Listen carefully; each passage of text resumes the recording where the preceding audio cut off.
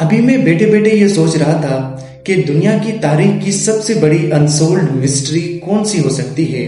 तो मैंने पढ़ा कि 1888 में लंदन की तारीख गलियों में एक नाम जिसने हर तरफ खौफ फैला रखा था, जैक द रिपर। ये एक नाम नहीं था, ये खौफ की अलामत थी। इस शख्स ने हजारों औरतों का बेरहमी से कत्ल किया, लेकिन उसके बावजूद ना पुलिस, ना एजेंसी, ना कोई दूसरा जासूस इस तक पहुंच सका।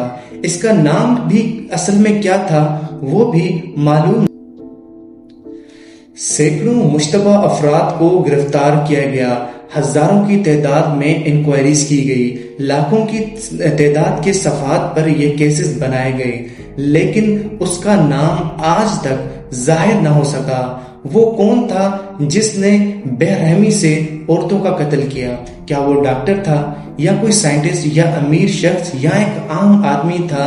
हत्ता कि ये कुछ भी जो है इंफॉर्मेशन ना पुलिस ना किसी एजेंसी तक पहुंच सकी। ये केस इसी तरीके से खत्म हुआ। जैक द रिपर कौन था, कहां से आया था, कहां चला गया, ये अभी तक दुनिया की जो है अनसोल्ड मिस्ट्रीज में से एक है।